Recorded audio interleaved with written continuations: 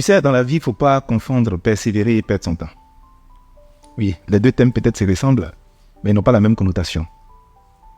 J'aimerais juste te dire que lorsqu'une personne te démontre à travers ses faits, à travers ses paroles, à travers son attitude, que cette personne-là ne veut plus de toi dans sa vie, et qu'elle te pousse hors de sa vie, de toutes ses forces, ce qui te reste à faire, c'est de quitter la vie de cette personne avec classe, avec dignité, avec respect.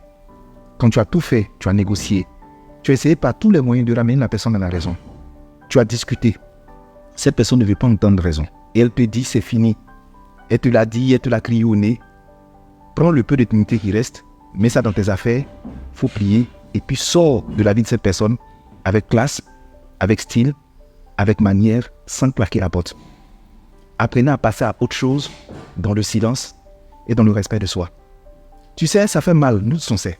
Le fait d'avoir placé des rêves en cette relation, le fait de t'être investi de tout ton cœur, de toute ton âme, le fait d'avoir démontré toutes tes qualités, le fait que tu sois même prête à travailler sur toi pour améliorer la relation.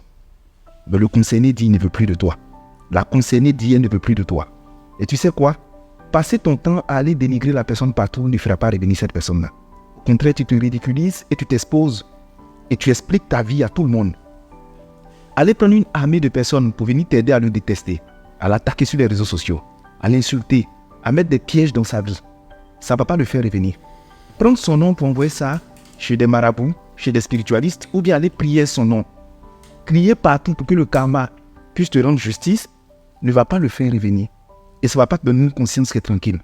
Faire des statuts visés, faire des longs tests comme ça sur la personne, ça ne va rien changer. Méditer le mal concernant cette personne, vouloir qu'elle souffre, autant qu'elle t'a fait souffrir, ne va pas le faire revenir. Le fait de l'épier partout, de le suivre comme une psychopathe, ne va pas le faire revenir. En vérité, tu te fais beaucoup de mal, en espérant que cette personne-là ait autant mal qu'elle a eu à te faire du mal. Ce que tu dois faire plutôt, tu dois t'asseoir et tirer des leçons de ce qui s'est passé. Parce que tout compte fait, on ne peut pas te maltraiter sans ta contribution. Si on t'a autant maltraité, si on t'a traité comme un jouet, peut-être que c'était toi aussi qui as cédé le flanc, c'est pour ton flanquer, ce coup que tu as reçu. Donc tire des leçons de ce qui s'est passé. Prends le temps de guérir. C'est pas une compétition où tu vas aller sauter dans l'autre relation. Pour l'utiliser, pour pouvoir brandir ça partout. Pour dire voilà, tu n'as pas mis ma valeur, il y a un autre qui a vu ma valeur. Tu m'as négligé, il y a un autre qui a vu. C'est pas ça l'objectif. Le premier objectif, travaille sur toi-même. Assieds-toi, tire des leçons.